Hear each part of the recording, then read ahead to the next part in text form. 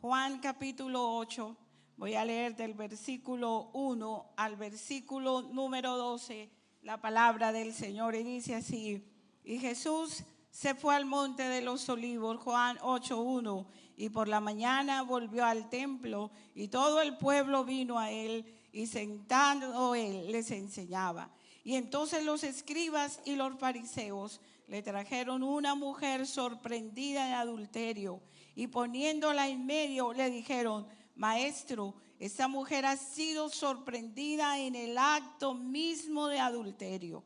Y en la ley nos mandó Moisés apedrear a tales mujeres. Tú pues, ¿qué dices? Mas esto decían tentándole para poder acusarle. Pero Jesús, inclinado hacia el suelo, escribía en tierra con el dedo. Y como insistieran en preguntarle, se enderezó y dijo: el que de vosotros esté sin pecado, sea el primero en arrojar la piedra contra ella. E inclinándose de nuevo hacia el suelo, siguió escribiendo en tierra. Pero ellos, al oír esto, acusados por su conciencia, salían uno a uno, comenzando desde los más viejos hasta los postreros, y quedó solo Jesús y la mujer que estaba en medio.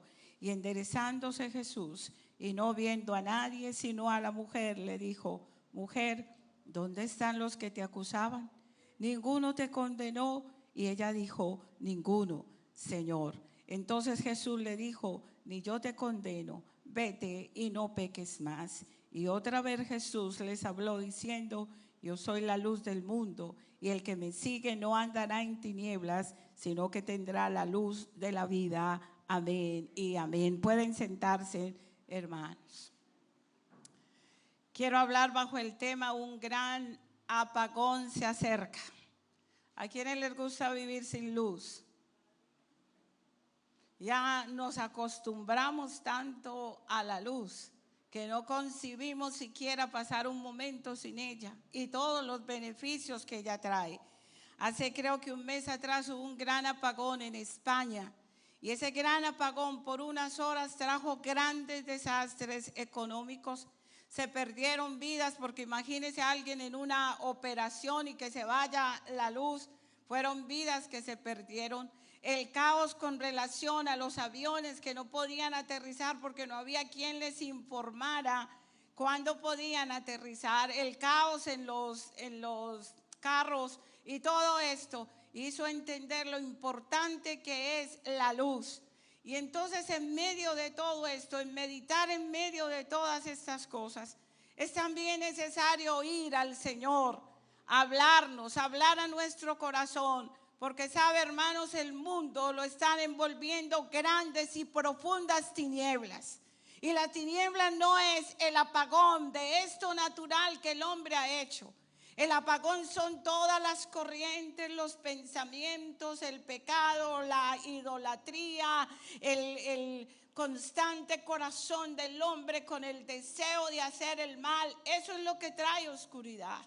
Cuando usted y yo cometemos pecado, aparte del pecado que cometemos, traemos la oscuridad.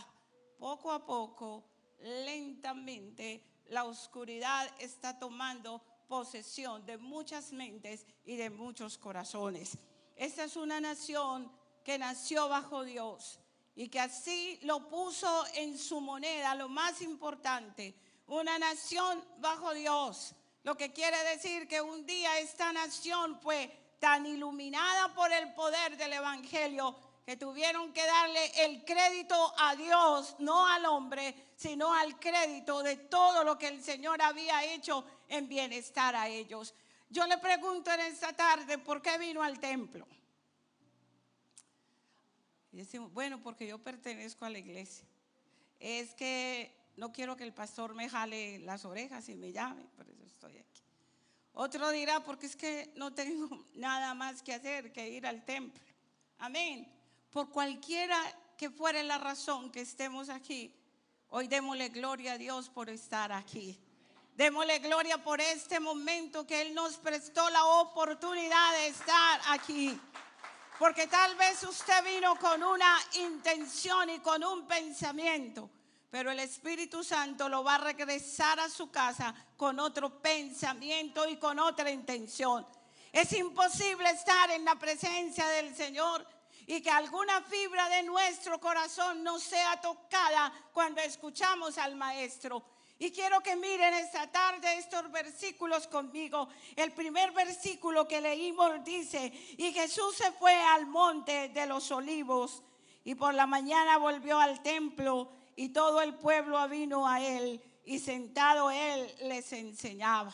Cuando hemos tenido la oportunidad de ir a Israel y podemos estar en la cumbre del monte de los olivos, poder escuchar, no sé si la hermana Celia recuerda, es escuchar al que está ahí, el guía, hablándonos acerca de los momentos que Jesús subía al monte de los olivos y principalmente subía a orar. Cuando el tiempo era difícil, como decía el pastor, tal vez los huracanes, sentía la persecución, las acusaciones, el menosprecio, porque no piensen que el Señor fue amado. La Biblia dice: a los suyos vino y los suyos no le recibieron. No crea que fue bonito el vivir del Señor levantándose cada mañana y sintiendo el menosprecio.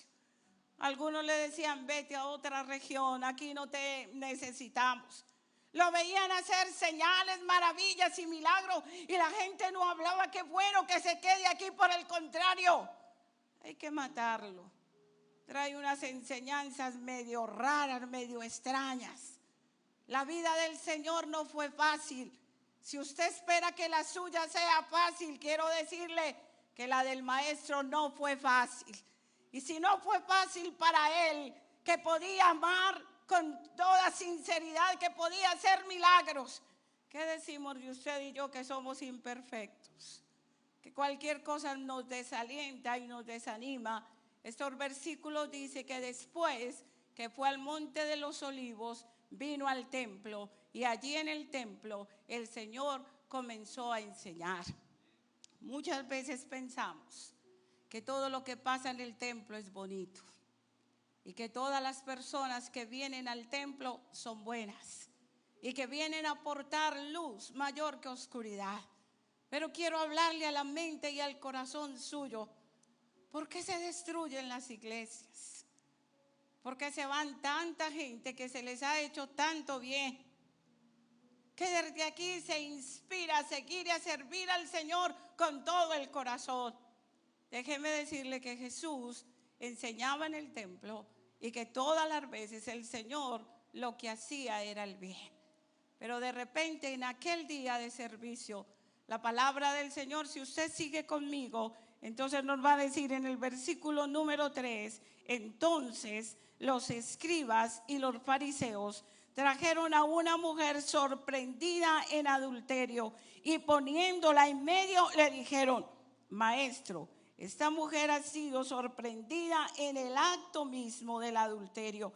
Y en la ley nos mandó Moisés apedrear a tales mujeres. ¿Tú pues qué dices?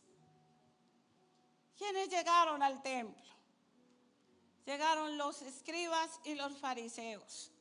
Los fariseos era la rama religiosa judía más estricta en todas las cosas. Y los escribas, los que escriben la ley, los que saben interpretar la ley. Pero aquel día se acercaron al templo y llegaron al templo. ¿Y a qué llegaron al templo? Si usted lee el pasaje, dice que venían con una mujer que había sido tomada en el acto mismo del adulterio. Quiere decir que era una mujer casada, una mujer que tenía marido, una mujer que conocía la ley, pero que con todo y la ley no la obedecía.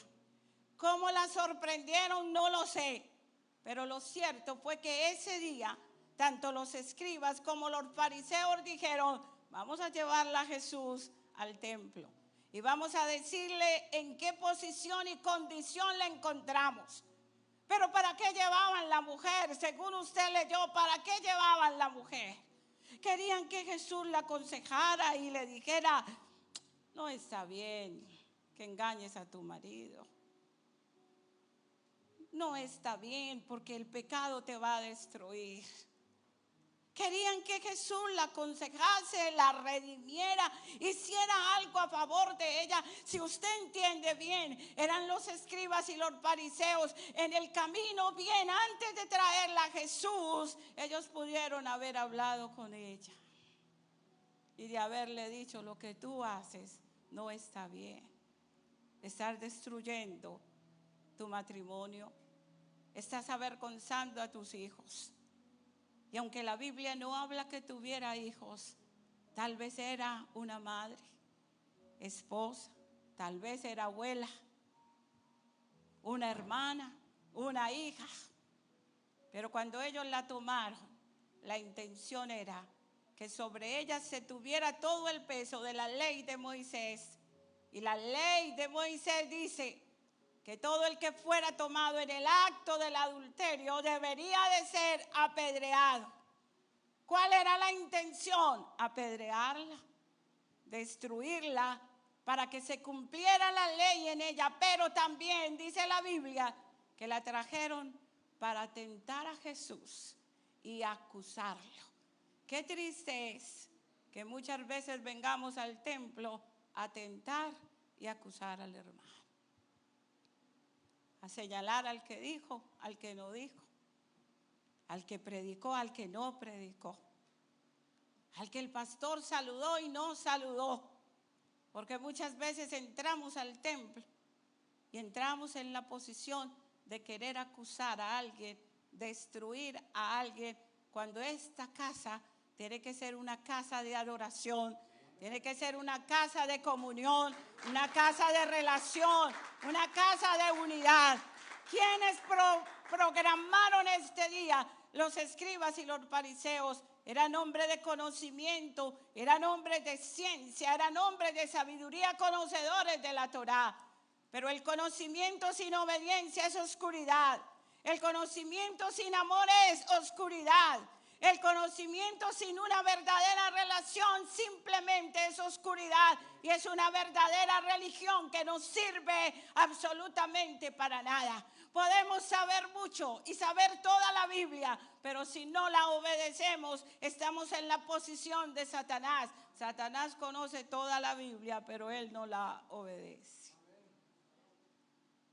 Conocimiento sin obediencia es oscuridad. Y estos hombres conocían, pero había una gran oscuridad en el corazón de ellos. Y cuando traen la mujer a Jesús, no vienen ellos solos. Sigan conmigo, versículo número 5. Le preguntan: ¿y tú qué dices? Pero el versículo 6 dice: mas estos decían tentándole para poder acusarlo, pero Jesús, inclinado hacia el suelo, escribía en tierra con el dedo. ¿Qué escribía el Señor? Siempre será un misterio. ¿Qué pudo él escribir? Y que tal vez algunos de ellos pudieron ir leyendo a medida que él escribía. El versículo que sigue dice que como el Señor no les contestaba, entonces ellos, versículo 7 dice, como insistieran en preguntarle, se enderezó y les dijo, oigan lo que el Señor les dijo: el que de vosotros esté sin pecado, sea el primero en arrojar la piedra contra ella. E inclinándose de nuevo hacia el suelo, siguió escribiendo en tierra. ¿Qué les dijo Jesús? El que de vosotros esté sin pecado, arroje la primera piedra sobre ella. ¿Cuánto duró ese sermón?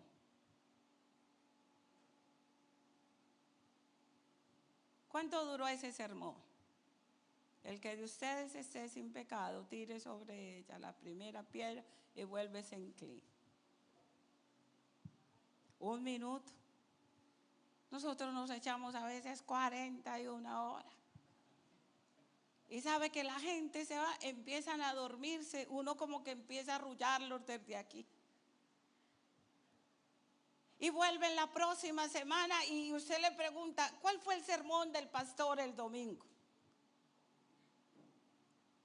Espere, yo busque, yo lo había apuntado por aquí. Se me perdió el papelito. ¿Meditaste en él? ¿Pensaste en él? Preguntaba a los hermanos ayer, porque si durante toda la semana yo medité en lo que el Señor me dijo, esta es la mejor versión suya que está aquí sentada. Porque si escuché la palabra y la atesoré y ella hizo algo profundo en mí, yo decido ser un mejor creyente durante toda esta semana. Y el próximo domingo que vengo, ahí está esperándome, no el pastor, no la pastora, me está esperando el Señor con una nueva palabra, con una nueva porción de pan de vida para sustentar mi alma. Pero, ¿dónde están los sermones? Ese sermón duró, ¿cuántas palabras tiene? No sé si las ha contado. Un sermón corto. No reprendió al diablo, no lo reprendió a ellos. Sencillamente los llevó a un examen interno profundo. Recuerde que estoy hablando, un apagón está muy pronto de acontecer. Jesús en ese momento era la luz. Y cuando dijo ese sermón, es como si una lámpara profunda, como si un examen los hubiera escaneado a uno por uno, como si hubiera sido una radiografía del alma, del espíritu, de la mente y del corazón. Sermón de medio minuto, profundo, conciso al corazón. Y fueron iluminados, y hay una anécdota, no sé si imagina, alguna vez predicando aquí la ha contado. Nos íbamos un viaje a Colorado y según íbamos muy equipados por si pasaba algún problema en el camino. Ella me había enseñado en la semana que se había comprado una pequeña linterna, pero que iluminaba mucho. Y entonces la echó en su equipaje. Y ya íbamos de noche y de pronto uno de los carros que iba, una de las llantas explotó, así que tuvimos que parar, pero rápido un carro de la policía vino y se nos hizo ahí, nos preguntó qué había pasado y ya le dijimos, y ok, dijo él, que arregláramos el problema. Y de pronto yo estoy atrás y veo a Mayín que saca su linterna y la veo iluminando ahí bien parada, bien concentrada, según ella, iluminando a los que están haciendo eso. Miro hacia atrás y veo al policía con una linterna de este tamaño. De lejos, él estaba iluminando, ayudando a arreglar eso, pero según Mayí, era la linterna de ella la que estaba iluminando. Entonces le hago así en el hombro y me dice, mire para atrás. Y cuando vio, se puso a reír, se hizo a un lado, apagó la linterna y no afectó nada. Porque no era la luz de ella, era la luz de aquel policía que supo lo que se necesitaba en ese momento. ¿Cuántos de nosotros pensamos que tenemos tanta luz? Que somos los súper espirituales, el Superman, la super mujer maravilla. Y entonces pensamos que tenemos tanta luz que no permitimos que nadie nos corrija ni nadie nos diga absolutamente nada. Pero no se olvide que cuando el maestro habla, el maestro sabe por qué habla. Y que su palabra es dominio, que su palabra es autoridad y que su palabra es vida para quienes reciben poderosamente su palabra. Era un sermón sencillo, de pocos segundos, pocas palabras. No había nada que agregar y se inclina a seguir escribiendo. Pero ¿sabe qué? Esa palabra comenzó a llegar a la multitud que habían venido cada uno con una piedra en su mano, dispuestos a matar a aquella mujer porque había sido tomada en el acto mismo del adulterio. Tal vez con odio en el corazón, con rabia, con enojo, con una religiosidad. Hoy nos vamos a quitar este problema del camino. Tal vez hasta la piedra que detiene la puerta de la casa la trajeron. Vamos a acabar con ella en este problema. Pero resulta que Jesús les habla y les dice: el que de ustedes esté sin pecado, arroje sobre ella la primera piedra. Siga conmigo la lectura bíblica. Jesús se inclina. Versículo 9. Pero ellos, al oír esto, acusados por su conciencia, salían uno a uno, comenzando desde los más viejos hasta los postreros, y quedó solo Jesús y la mujer que estaba con él. No por ser viejo se deja de pecar. No por ser jóvenes se está el pecado en el joven. Mientras estemos en esta carne, estamos expuestos al pecado. Pero es necesario permitir que esa palabra transformadora de Jesús se quede grabada profundamente en los corazones. Porque cuando Él dice estas palabras, dice que la conciencia de cada uno comenzó a hablarles. Tal vez la conciencia de uno le dijo: pero tu mentira es mucho más grave que el adulterio de ella.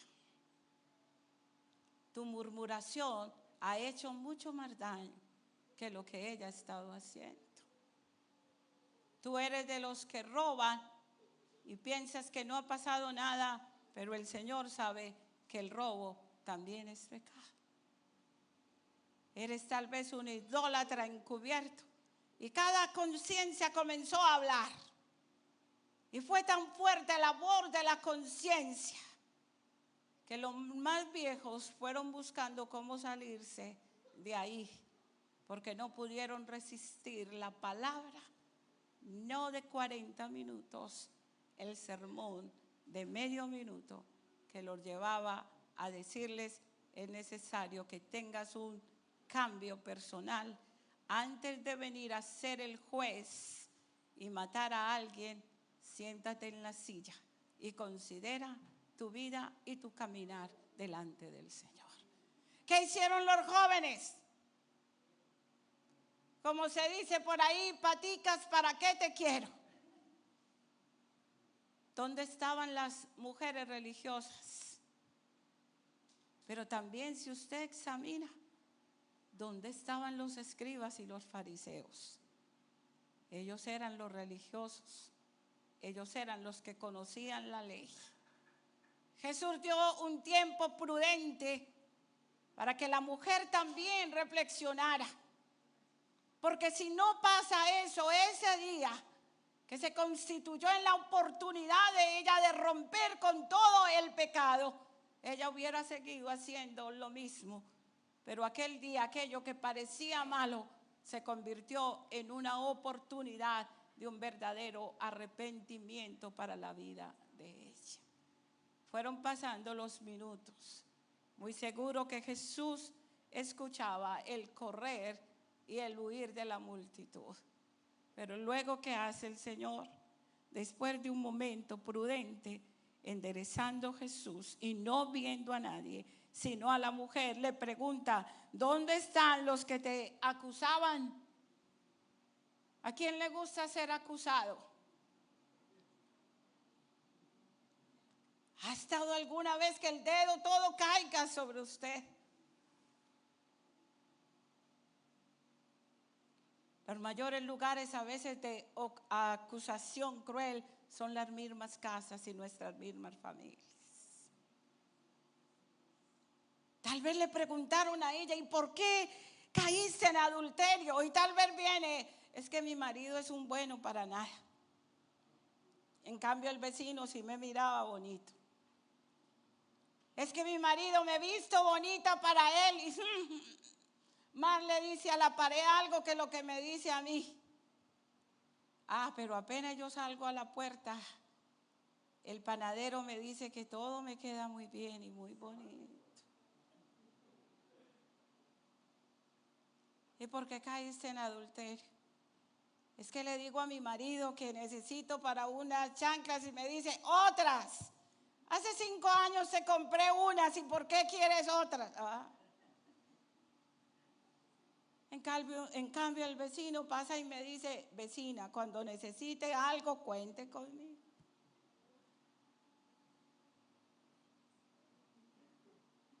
¿Y qué preguntarle a los hermanos? ¿Y por qué cayó usted, hermano, en adulterio? No, pues es que mi vieja no cocina bien. Pero cuando paso por la casa de la vecina, el olor hasta me atrae. Y la vecina es tan amable que hace tortillas a mano mientras la mía ni sabe hacer tortillas. Pero la vecina. Porque a veces las acusaciones están en la casa.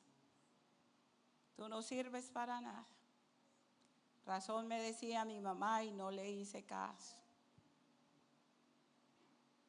Razón me decía mi abuela, pero yo terca. Ahí. Acusamos los hijos a los padres y los padres a los hijos. Nos acusamos dentro de la iglesia y nos destruimos. Y esas acusaciones, Jesús pregunta, ¿dónde están los que te acusaban? Porque para tener a alguien preso primero hay que acusarlo de un delito, ¿sí o no? Y después de acusarlo, esperamos una condena sobre él. Y Jesús le pregunta, ¿dónde están los que te acusaban? Nadie te condena porque ellos ya la habían condenado. De hecho, la habían condenado, que cada uno traía la piedra en su mano para arrojarla sobre ella sin importar si era mujer, casada, con hijos, abuela. A nadie le importaba nada, porque cuando se pierde el amor y la compasión, no nos importa a quién vamos a destruir. El todo es que se oiga nuestra voz. Muchas veces hemos condenado a alguien sin siquiera escucharle cuando viene a defensa. ¿Qué hace Jesús cuando ella le responde? Y ella le responde y le dice, ninguno, Señor. Entonces Jesús le dice, ni yo te condeno, vete y no peques más. Esa palabra, ni yo te condeno, quiere decir que él no aceptó las acusaciones, porque a la final todos se fueron y todos eran dignos de ser apedreados delante del Maestro. Si entendiéramos el valor de un alma, el valor de su hermano, de su hermana, buscaríamos las cosas mayores que nos puedan unir y no las menores que nos puedan destruir. No salir enojados, tomar decisiones enojadas porque el pastor erró, se equivocó, porque la hermana me dijo algo, porque no trataron a mi niño como yo quería, porque no hicieron el programa como yo quería que lo hicieran. Hermano, esta casa no se abrió para que nos hagan programas a nosotros. El programa es adorar a aquel que ha redimido nuestras almas y que aparte de eso nos ha anunciado una vida eterna juntamente con Él. Jesús se para, mira la oscuridad en que el pueblo está, versículo 12. Y entonces Jesús dice, y otra vez Jesús les habló diciendo, yo soy la luz del mundo. El que me sigue no andará en tinieblas, sino que tendrá la luz. Donde quiera que usted y yo nos movemos, la luz tiene que llegar a ese lugar donde nos movemos. Jesús dijo, yo soy la luz, pero luego dijo, ustedes son la luz. Y por medio de la luz viene justicia. La oscuridad condena, pero la justicia libera a aquel que ha sido condenado. La oscuridad odia y mata, pero la luz perdona y da una nueva oportunidad de que aquella persona se pueda restaurar para la honra y la gloria del Señor. Quiero terminar con unos versículos en Juan mismo, capítulo 12.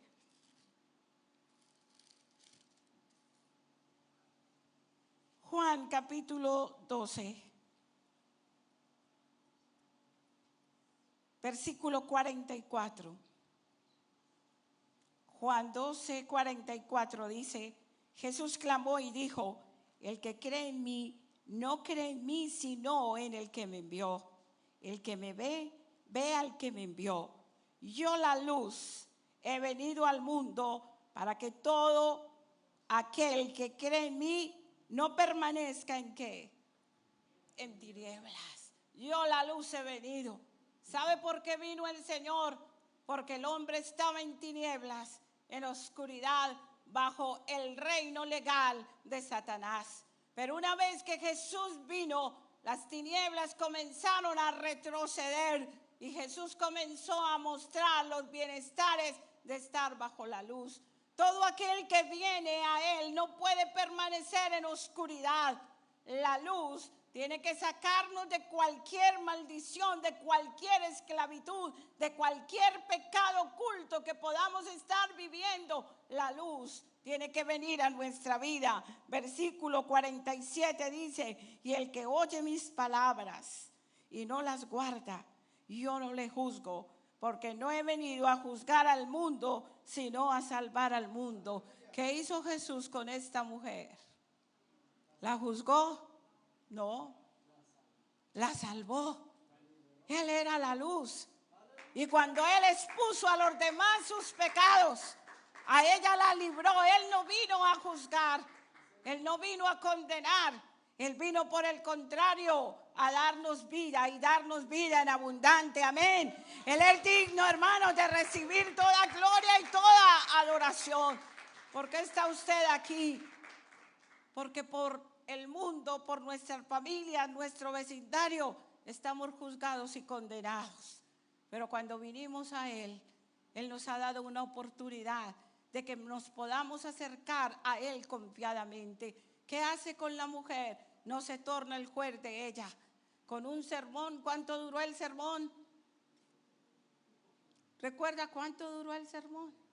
1 minuto medio.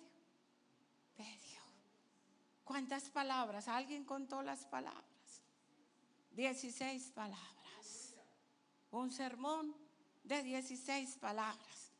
Ojalá mi próximo sermón tenga 16 palabras.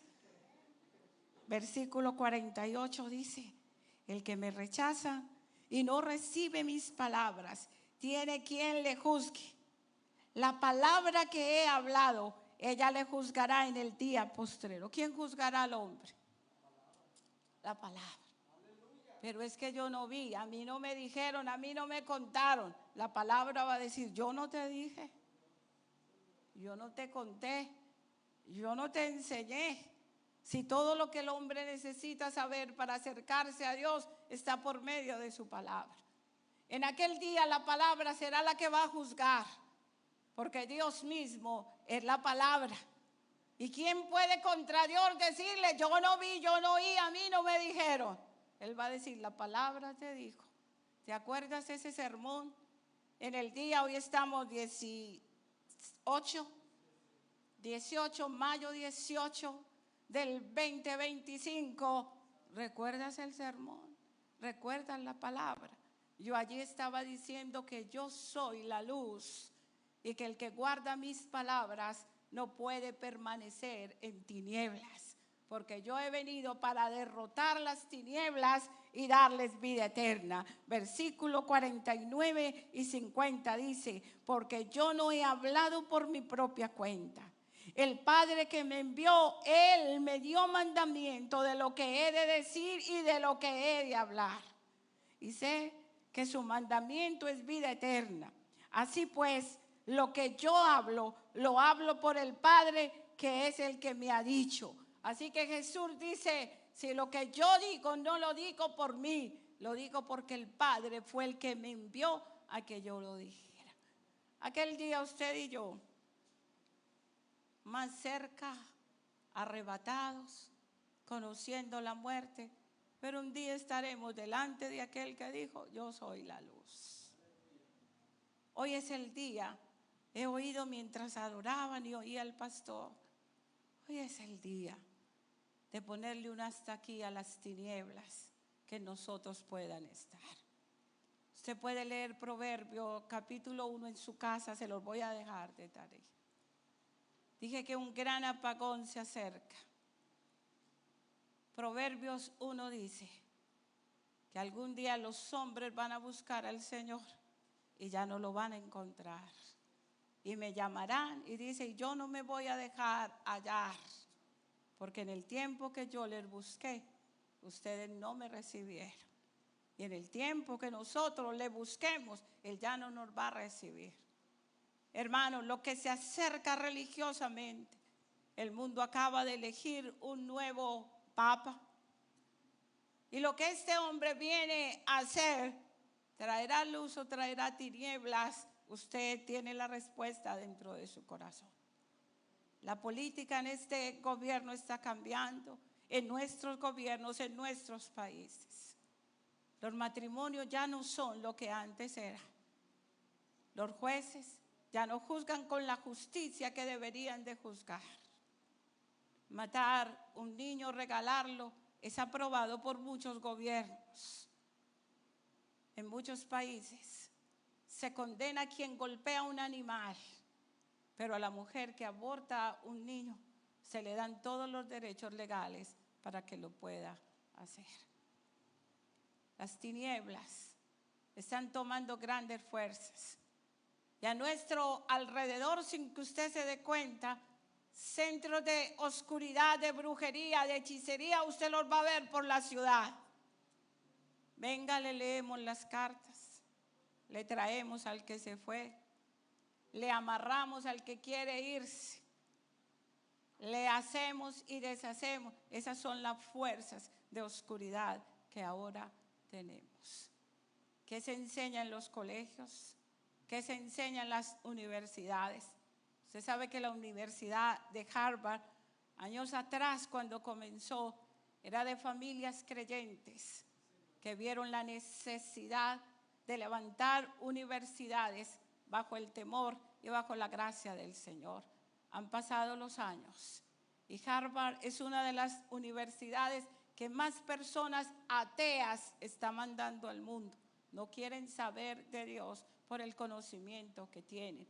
El presidente dijo estos días que iba a intervenir y a quitarle todos los privilegios a aquellas universidades que perdieron el sentido de eso. ¿Y la iglesia? ¿Es la iglesia la luz que ilumina al mundo? No estoy hablando de la denominación, estoy hablando de la iglesia.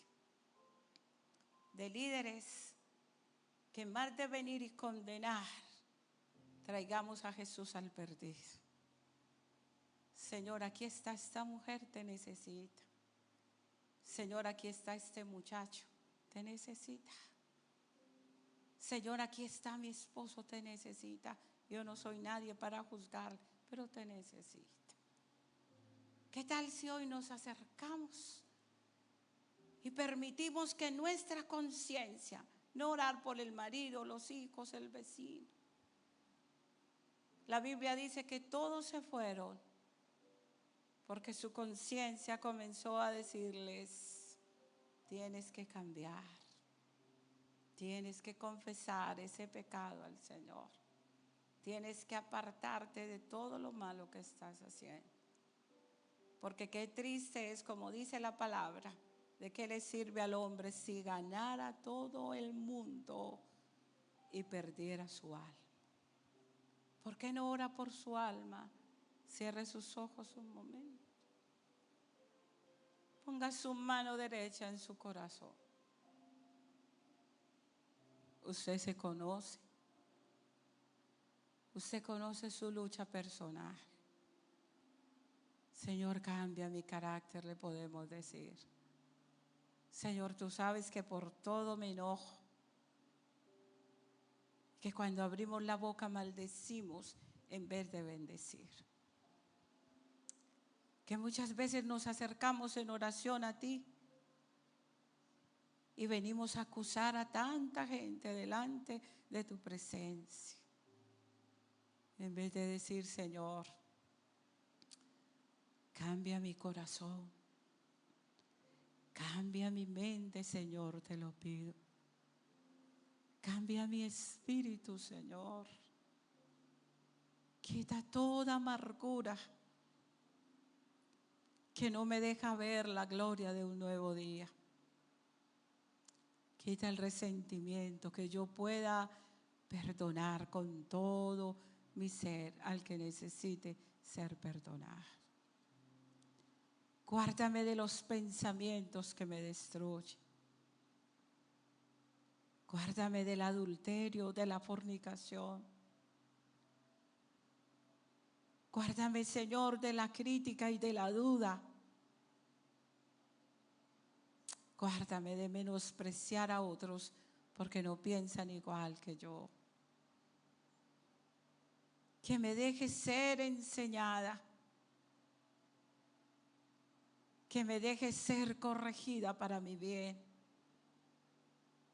Que permita que tu palabra llegue como llegó al corazón de esta multitud y sus conciencias les enseñaron que su religión era vana. Que aunque estaban en el templo y allí estaba el maestro, ellos necesitaban cambiar su corazón y cambiar su vida. Hoy oro por esta casa de oración, casa de Dios, desde su liderazgo, cada familia, Señor, que viene, cada matrimonio, cada situación difícil o fácil, la ponemos delante de ti. Cada momento oscuro como el que esta mujer estaba viviendo, lo ponemos delante de tu presencia. Tus palabras son lo que necesitamos oír para que venga un milagro, para que venga un cambio a nuestra vida y venga un cambio a nuestro corazón. Que podamos oír a corazón abierto las instrucciones del Maestro. Dígale, Señor, sana mi corazón. Si hay alguna herida del pasado, yo quiero ser sana, Señor, porque la sanidad trae libertad. Y la libertad, Señor, nos permite adorarte. Si hay alguna herida, Señor, sánala. Si hay alguna esclavitud, líbranos, para que podamos glorificar y bendecir tu santo nombre. Que tus palabras permanezcan en nosotros, como dijo el Maestro, yo la luz he venido al mundo para que no estén en tinieblas. Y que la luz tuya, Señor, permanezca para siempre. Te lo pedimos en Cristo Jesús, Señor nuestro. Amén y amén.